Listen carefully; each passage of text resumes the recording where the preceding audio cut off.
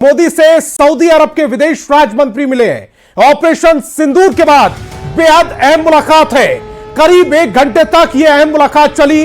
भारत ने आतंक से जंग पर देश का पक्ष रखा। सऊदी अरब को ऑपरेशन सिंदूर के बारे में जानकारी दी गई है। इस वक्त की बहुत बड़ी खबर आपकी टेलीविजन स्क्रीन पर। प्रधानमंत्री मोदी से सऊदी अरब के विदेश राज्य मंत्री मिले हैं। ऑपरेशन सिंदूर के बाद बेहद अहम मुलाकात है। ये करीब 1 घंटे तक दोनों जो नेता थे उनकी ये मुलाकात चली है। भारत ने आतंक के खिलाफ जो जंग छेड़ रखी है उसमें देश का पक्ष रखा है। सऊदी अरब को ऑपरेशन सिंदूर के बारे में जानकारी दी गई है। बड़ी खबर इस समय आप अपनी टेलीविजन स्क्रीन पर देख पा रहे हैं। एक तरफ पाकिस्तान को मुंहतोड़ जवाब दिया जा रहा है, दूसरी तरफ इंटरनेशनल लेवल पर दूसरे देशों के सामने इसका पक्ष भी रख रहा है भारत कि किस तरह से यह हमला करने पर पाकिस्तान ने मजबूर किया। अब भारत ने खेलो बगलिहार डैम के कई गेट खोले हैं।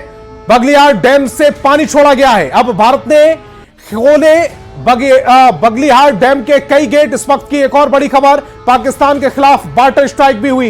एक तरफ एयर स्ट्राइक, दूसरी तरफ वाटर स्ट्राइक। भारत ने बगलिहार डैम के कई गेट खोल दिए हैं। बगलिहार डैम से पानी छोड़ा गया है। तस्वीर देख लीजिए, ये जो पानी छोड़ा जा रहा है ये बगलिहार डैम से छोड़ा जा रहा है और भारत ने ये पानी छोड़कर वाटर स्ट्राइक की है। एक तरफ पाकिस्तान को मिसाइल से धमका रहा है भारत, तो दूसरी तरफ डुबोकर भी मारने की तैयारी अब जारी है। बगलिहार डैम के ये गेट खोले गए हैं। बगलिहार डैम से पानी छोड़ता हुआ इस समय आप देख पा रहे हैं। एक तरफ पहले सूखाग्रस्त पाकिस्तान बनाकर मारने की प्लानिंग की गई थी, लेकिन अब बगलिहार डैम का पानी छोड़ दिया गया है और पाकिस्तान को डुबोकर मारने की तैयारी चल रही है।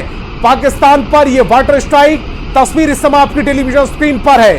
तस्वीर अपने आप में महत्वपूर्ण है क्योंकि भारत ने बगलिहार डैम का जो पानी है वो छोड़ दिया। कई गेट वहां पर खोल दिए गए हैं। बगलिहार डैम से पानी छोड़ा गया है। अब भारत ने बगलिहार डैम का जो गेट है वो खोला है।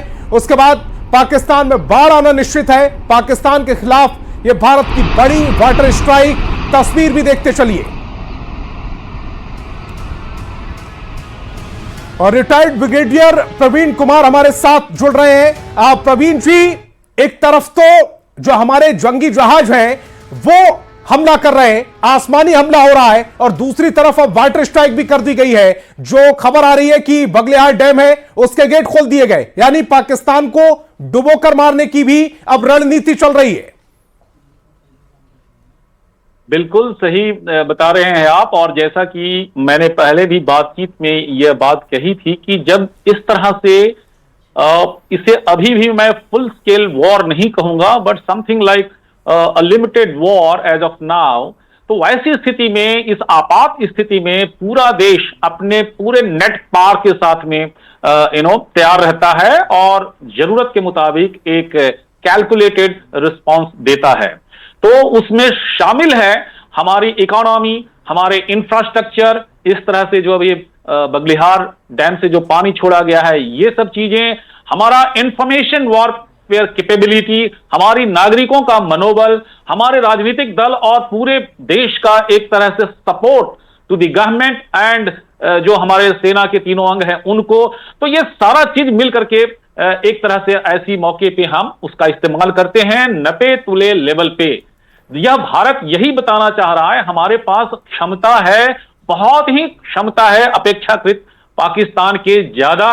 बावजूद इसके हम एक स्ट्रेटेजिक रिस्ट्रेंट, अपने ऊपर संयम लगाते हुए, यह एक non kinetic kind of action है जिसके तहत हम उनके ऊपर हमला नहीं कर रहे हैं, बल्कि एक नॉन काइनेटिक यानी कि कोई हथियार नहीं चला रहे हैं, और बावजूद उसको इस तरह से उन्हें घुटने टेकने के लिए हम मजबूर करने के लिए, इसके लिए पाकिस्तान ने ही हमें मजबूर किया था। जिस तरह से धर्म पूछकर हमारे नागरिकों को टारगेट किया गया, उसके बाद पाकिस्तान यह जानता था कि उसका हश्र बहुत बुरा होने वाला है, क्योंकि प्रधानमंत्री नरेंद्र मोदी ने भी यह कहा था कि कल्पनाओं के परे सजा दी जाएगी। एक तरफ अगर पाकिस्तान के आतंकी ठिकानों को ध्वस्त किया जा रहा है, आतंकियों पर स्ट्राइक की जा रही है, तो दूसरी तरफ पानी छोड़कर अब पाकिस्तान का तमाम एरिया जहां पर पानी जाएगा वहां पर बाढ़ आएगी।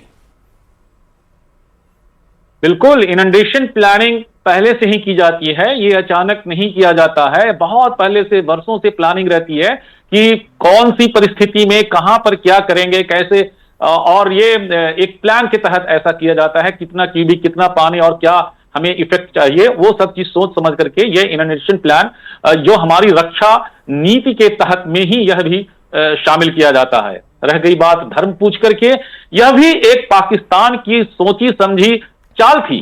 कौन नहीं जान रहा था कि एक धर्म विशेष के लोग ये आतंकवाद का काम कर रहे थे।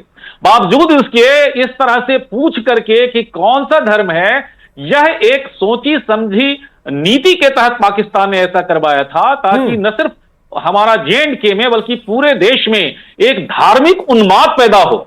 लेकिन हमारी जनता, हमारे लोग इतने भी बेवकूफ नहीं हैं। थोड़ी देर के लिए अवश्य ऐसी सोच आती है, लेकिन अभी पूरे नागरिक खामियाजा किस तरह से भुगतना पड़ा है वो भी सब देख रहे हैं। प्रवीण जी, आप हमारे साथ बने रहिए। इसी बीच एक बड़ी खबर मिल रही है इस वक्त की, एक और बड़ी खबर आपकी टेलीविजन स्क्रीन पर 5:30 बजे, यानी कि थोड़ी देर बाद विदेश और रक्षा विभाग की प्रेस ब्रीफिंग होगी।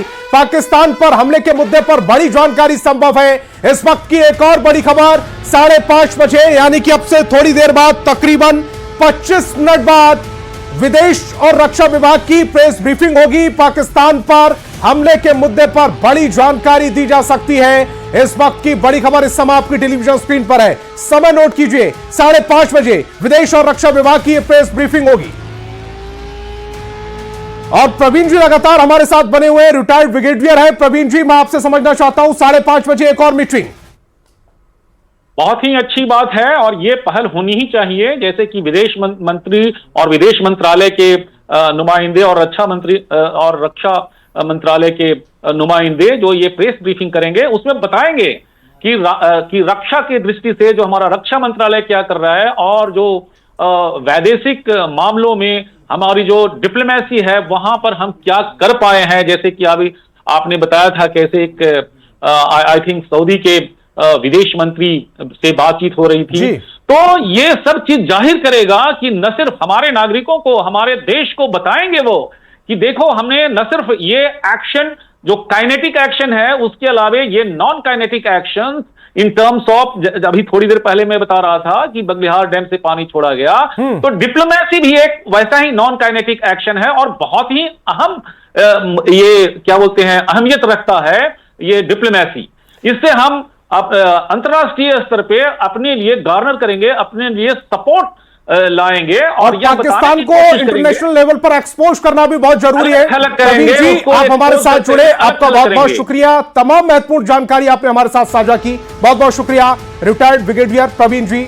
इस वक्त की एक और बड़ी खबर मिल रही है, जम्मू कश्मीर में जवानों की तैनाती से जुड़ी इस वक्त की बड़ी खबर। जवानों की तैनाती को बढ़ाने का फैसला लिया गया है। सीआरपीएफ, बीएसएफ, आईटीबीपी, एसएसपी जवानों की तैनाती बढ़ाई जाएगी। अर्धसैनिक बलों की अतिरिक्त टुकड़ियां अब तैनात होंगी।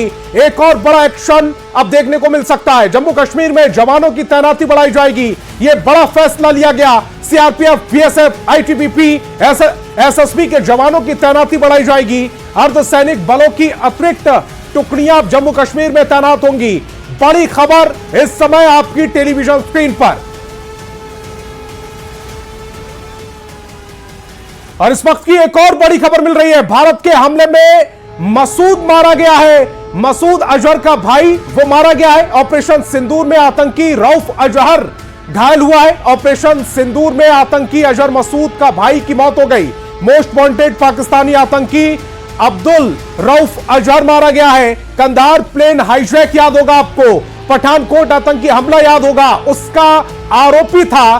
भारतीय संसद पर आतंकी हमले में भी रऊफ अजहर शामिल रहा था, उसका खात्मा कर दिया है।